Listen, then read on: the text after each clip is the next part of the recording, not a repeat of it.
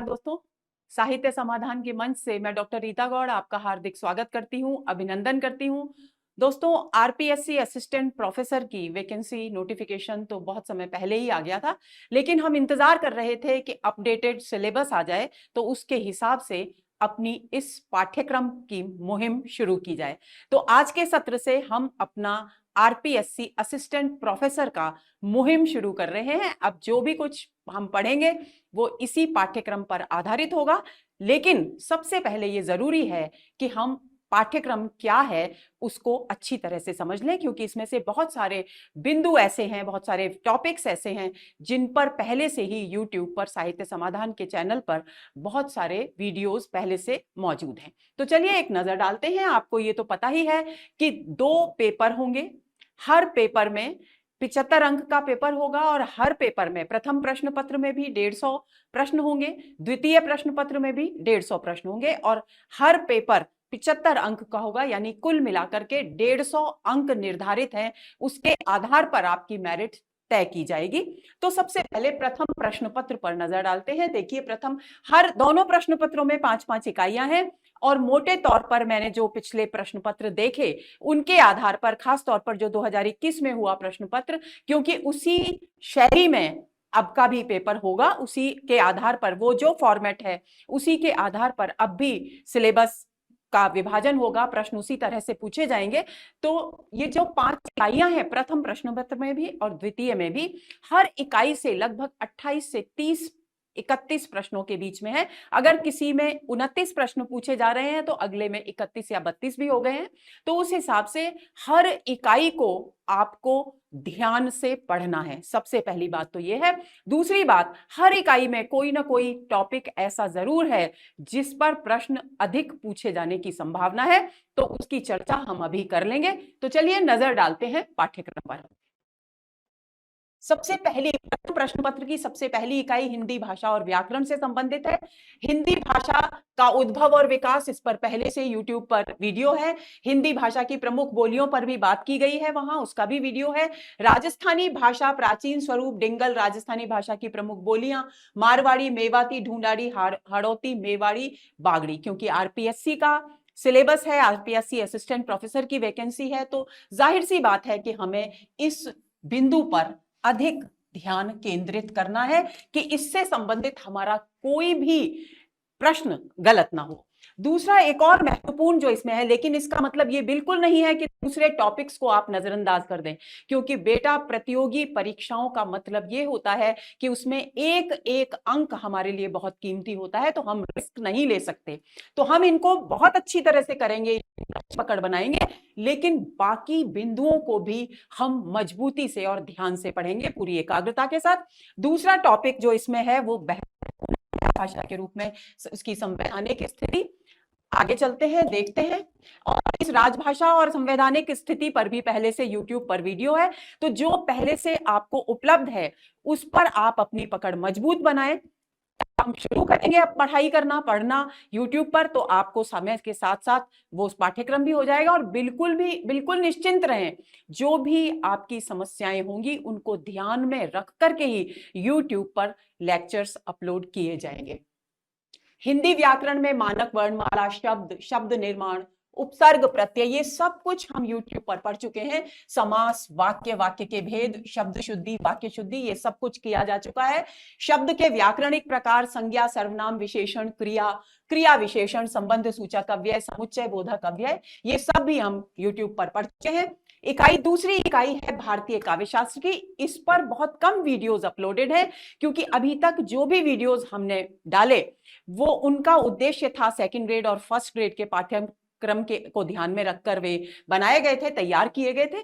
तो इसलिए अगर हमारे पास रचनाओं के बाद समय मिला, क्योंकि हम अभी जो भी सत्र असिस्टेंट प्रोफेसर की तैयारी के लिए करेंगे, आयोजित करेंगे, शुरू करेंगे, उनका मूल जो केंद्र होगा वो होंगी रचनाएं। क्योंकि अधिकतर जितने भी मैसेजेस मेरे पास आए उनके आधार पर यह निष्कर्ष निकला कि सबसे ज्यादा परेशान हैं बच्चे रचनाओं को लेकर, और दूसरा है काव्य शास्त्र को लेकर। यदि वहां से समय बचा तो हम काव्य शास्त्र पर भी अपनी पकड़ मजबूत करेंगे और हम कोशिश करेंगे कि हम ज्यादा से ज्यादा पाठ्यक्रम को कवर कर सकें और बाकी शेष पाठ्यक्रम हिंदी साहित्य का इतिहास है, व्याकरण है, भाषा है, ये सब कुछ तो पहले से ही YouTube पर मौजूद है और बहुत सारी ऐसी रचनाएं भी हैं जिन पर पूरी रचनाएं नहीं तो प्रश्नोत्तरी तो मौजूद है ही है। तो भारतीय काव्यशास्त्र इससे भी 30 प्रश्न है और इस इकाई से भी पिछले जो प्रश्न पत्र 2021 में जो परीक्षा हुई थी उसमें यहां से 30 प्रश्न है। तो आपको ये ध्यान में रखना है और इसमें से रस सिद्धांत, रस पर बात की गई है YouTube के लेक्चर्स में और अलंकारों पर बात की गई है, छंद पर बात की गई है। तो इनको तो आप वहां से ध्यान से अच्छी तरह इन पर अपनी पकड़ मजबूत कर सकते हैं। पाश्चात्य काव्यशास्त्र पर एक भी वीडियो वहां नहीं है। हम कोशिश करेंगे कि हम इसको अच्छी तरह से आप तक पहुंचा सकें, बिल्कुल सरल और सहज तरीके से। इसके बाद आती है इकाई चौथी, आदिकाल और मध्यकाल, जिसमें रचनाएं हैं। चौथी और पांचवी इकाई में रचनाएं ही हैं और मैंने जो प्रश्न पत्र देखा जो पिछला, उसके आधार पर बच्चों आपको ये ध्यान में रखना है, क्योंकि हर इकाई से लगभग 30 से 31 प्रश्न पूछे जा रहे हैं। तो ऐसी स्थिति में रचनाओं पर, एक रचना पर या तो 4 प्रश्न है प्रश्न पत्र में या 3 प्रश्न है, 3 और 4 के अनुपात में ही प्रश्न पूछे जा रहे हैं। तो हम किसी भी रचना को कमजोर नहीं छोड़ सकते। हमें यदि अपनी मेरिट बनानी है तो हमें पूरे पाठ्यक्रम पर अपनी पकड़ मजबूत करनी होगी। तो जहां तक बात है, पृथ्वीराज रासो पर कोई वीडियो अपलोडेड नहीं है, इसे हम पढ़ेंगे।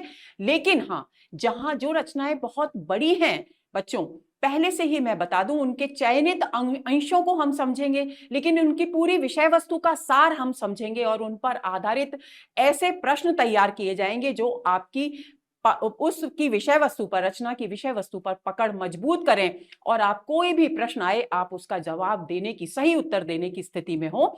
तो इस बात को आप बिल्कुल इस बात से निश्चिंत रहें।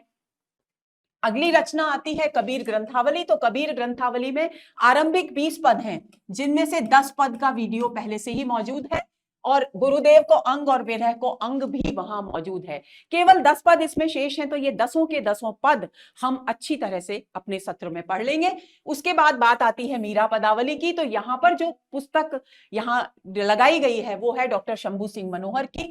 तो इसलिए इस पुस्तक के आधार पर हम देखेंगे कि इसमें कितने पद डॉक्टर शंभू सिंह मनोहर ने अभी संकलित किए हैं। ये पुस्तक अभी तक मेरी नजर में आई नहीं है, तो इस पर हम बाद में बात करेंगे कि हम इसके चयनित अंशों पर कर सकते हैं। अगर कम पद होंगे तो हम इनके सारे पदों को भी पढ़ सकते हैं, लेकिन हम प्रश्नोत्तरी बहुत अच्छी तरह से करेंगे, अच्छी तरह समझते हुए।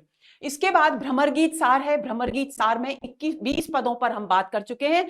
21 से 70 पदों के बीच में जो कि नेट जेआरएफ में लगे हुए हैं, उन पर आधारित प्रश्नों पर बात हमने की थी गहराई से, और जिस पद पर आधारित जो प्रश्न है उस पद को भी वहां समझ लिया था। लेकिन फिर भी हम 21 से 50 जो पद हैं ये, इन पर अपनी पकड़ मजबूत करेंगे और कुछ एक नए प्रश्न भी इसमें जोड़ेंगे। आप वहां जो पहले से वीडियो है प्रश्नों का, उस पर अपनी पकड़ मजबूत कर सकते हैं। जायसी ग्रंथावली पर भी हम प्रश्न नागमती वियोग खंड पर कर चुके हैं, लेकिन हमने व्याख्याओं पर अधिक ध्यान केंद्रित नहीं किया था, क्योंकि नागमती वियोग खंड अपने आप में ही बहुत विस्तृत है। तो इसके चयनित अंशों की हम व्याख्या करेंगे और इसके प्रश्नों, कुछ नए प्रश्न बनाकर उन्हें समझने का प्रयत्न करेंगे। कवितावली हम बिल्कुल नहीं पढ़ी है हमने अभी तक YouTube पर, तो उस स्थिति में हम 65 से 110, ये 44 पद हैं लगभग, इन्हें हम पूरा पढ़ेंगे और इन पर आधारित प्रश्न भी करेंगे। बिहारी रत्नाकर के 25 आरंभिक 25 पद हैं जिन पर पहले से ही वीडियो मौजूद है। तो 25 के 25 पद और प्रश्न सब कुछ है, तो इसको हम बिल्कुल छेड़ेंगे नहीं, क्योंकि हम इसमें समय बर्बाद करें उससे तो अच्छा है हम किसी नई रचना पर अपनी पकड़ मजबूत करें। तो इस रचना को आप वहां से पढ़ सकते हैं। उसके बाद बात आती है घनानंद कवित्त की। घनानंद कवित्त के 25 पद हम पढ़ लेंगे और उन पर आधारित प्रश्न वहां पहले से ही YouTube पर मौजूद है, तो उनसे आप इनको दोहरा सकते हैं, इन पर अपनी मजबूत कर सकते हैं। इसके बाद आती है बात आधुनिक काल पर आधारित, आधुनिक काल की रचनाओं पर आधारित 5वीं इकाई की। कामायनी का श्रद्धा सर्ग हम पढ़ चुके हैं। चिंता सर्ग हम कोशिश करेंगे कि हम पूरा पढ़ें, लेकिन यदि हम पूरा नहीं पढ़ पाए, क्योंकि लगभग 30-35 पद हैं इसमें चिंता सर्ग में, यदि हम उन्हें पूरा नहीं भी पढ़ पाएंगे तो कोई बात नहीं, हम उसकी विषय वस्तु पर पहले से ही वीडियो मौजूद है, लेकिन फिर भी हम और अच्छी तरह से उस पर पकड़ मजबूत करेंगे। राम की शक्ति पूजा के प्रश्नों पर हम बात कर चुके हैं, इसके चयनित अंशों की व्याख्या करेंगे। अंधेरे में कविता हमने बिल्कुल नहीं पढ़ी है, ये मुक्तिबोध की लंबी कविता है, इस पर अपनी पकड़ मजबूत करेंगे। और जहां तक इन दो उपन्यासों का प्रश्न है, इनकी केवल विषय वस्तु और उस पर आधार महत्वपूर्ण कथन, संवाद, पात्रों का परिचय और उस पर आधारित महत्वपूर्ण प्रश्नों पर ही बात की जाएगी। उपन्यास आप निजी स्तर पर पढ़ेंगे अच्छी तरह ध्यान से और उनकी प्रमुख घटनाओं को लिखेंगे कॉपी में, ताकि आपको जब ये वीडियो अपलोड हो तो उस समय आपके का दोहराने का कार्य हो जाए। आधे अधूरे नाटक, इस तरह से हमने लहरों के राजहंस पढ़ा था, उसी तरीके से हम आधे अधूरे नाटक की विषय वस्तु पढ़ेंगे, महत्वपूर्ण संवाद पढ़ेंगे, घटनाएं और पात्रों का परिचय जानेंगे और उसके बाद हम किस पर चर्चा करेंगे, प्रश्नों पर चर्चा करेंगे। जितने भी निबंध हैं दोस्तों, 3 निबंध है, हम पहले से ही पढ़ चुके हैं, 2 निबंध शेष हैं, इन्हें हम अच्छी तरह पढ़ लेंगे। क्योंकि नाखून क्यों बढ़ते हैं, तो बहुत ही सरल निबंध है, थोड़ी सी मुश्किल आपको हो सकती है, राघव करुणो रथम है, तो इसे हम अच्छी तरह से समझ लेंगे ताकि आप उन पर आधारित प्रश्नों के सही जवाब दे सकें। और कहानियों में अधिकांश कहानियां पहले से ही वीडियो बने हुए हैं, उसने कहा है, कफन है, पुरस्कार है, ये 3 कहानियां पहले से ही हैं। रोज गदल पर आई प्यास का सफर, सलाम और आपकी छोटी लड़की, इन पर हम अच्छी तरह से पढ़ लेंगे। यात्रा वृत्तांत सौंदर्य की नदी नर्मदा अमृतलाल बेगड़ का है, पूरी एक पुस्तक है दोस्तों, तो इसकी मूल विषय वस्तु संक्षेप में हम पढ़ेंगे और इस पर आधारित प्रश्नों पर ही अपना ध्यान केंद्रित करेंगे। तो ये हुआ हमारा पहला प्रश्न पत्र। अब आइए बात करते हैं, और नेगेटिव मार्किंग है, तो जिस प्रश्न के उत्तर में आपको बिल्कुल विश्वास हो कि आप सही उत्तर दे रहे हैं, उसी को चिन्हित कीजिएगा।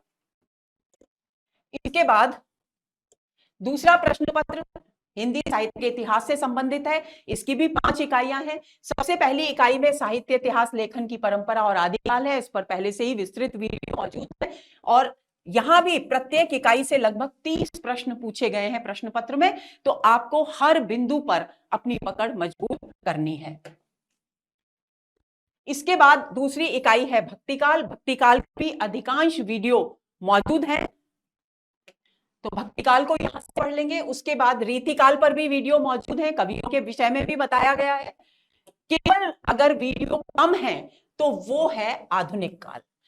आधुनिक काल का जो काव्य है उसकी भारतेंदु युग से लेकर के और नई कविता और समकालीन कविता तक के अंतर को, उसकी विकास यात्रा को हमने अभी तक डिस्कस नहीं किया है। मैं कोशिश करूंगी दोस्तों कि हम कैसे भी समय निकालकर इस काव्य धारा को, इस काव्य आधुनिक काव्य कविता के विकास की परंपरा को अच्छी तरह से समझ लें, ताकि हम उससे संबंधित प्रश्नों पर भी पकड़ मजबूत कर सकें। और गद्य जो है आधुनिक काल का जो गद्य है उस पर अधिकांश वीडियो पहले से ही मौजूद है। गद्य के विकास का वीडियो है, पत्रकारिता के पत्र पत्रिकाओं पर वीडियो है, सरस्वती और महावीर प्रसाद द्विवेदी पर वीडियो नहीं है, उपन्यास के विकास पर वीडियो है, कहानी के उद्भव और विकास पर वीडियो है, नाटक पर वीडियो है, ये सब पहले से ही वीडियो मौजूद है। निबंध और आलोचना पर वीडियो नहीं है, लेकिन कथेतर विधाओं में जीवनी, आत्मकथा, ये सब वीडियो पहले से ही मौजूद हैं। तो आप जो वीडियो पहले से उपलब्ध हैं दोस्तों, उन पर अपनी पकड़ मजबूत कीजिए, ताकि हम जब पढ़ना शुरू करें तब आप नए विषय को पूरी एकाग्रता के साथ पढ़ सकें। और यहां भी वही है कि अधिकतम नंबर है 75, 150 प्रश्न रहेंगे, समय रहेगा 3 घंटे, प्रत्येक प्रश्न के बराबर अंक हैं और नेगेटिव मार्किंग होगी, ये बात आपको ध्यान में रखनी है, इसलिए तुक्के लगाने से बचना है। ये हुआ दोस्तों हमारा पाठ्यक्रम पर चर्चा। तो उम्मीद करती हूं कि अब आपको थोड़ी सी, तो आपका जो चिंता थी, आपका जो टेंशन था, जो दबाव, मानसिक दबाव था आपका, बार बार आप मैसेज कर रहे थे, कुछ कम हुआ होगा जब आपको ये जानकारी मिल गई कि साहित्य समाधान के मंच पर रचनाओं पर गहरी बात की जाएगी। तो आप निश्चिंत हो जाइए, एकाग्रता से जो कुछ उपलब्ध है उस पर बात कीजिए। और हाँ, एक और बात मैं कहना भूल गई, तो हमें अगले सत्र में, अब एक छोटे वीडियो में हम इस बात पर चर्चा करेंगे कि हमारी इस पाठ्यक्रम पर मजबूत पकड़ कैसे बने, कौन सी रणनीति हमें अपनानी है, उस पर बात की जाएगी। किस तरीके से हमें रचनाएं और उनके लेखक, उनके कालक्रम को ध्यान में रखना है, इस पर बातचीत की जाएगी। तो निरंतर एकाग्रचित होकर पढ़िए और अगले वीडियो का बेसब्री से इंतजार कीजिए। नमस्कार।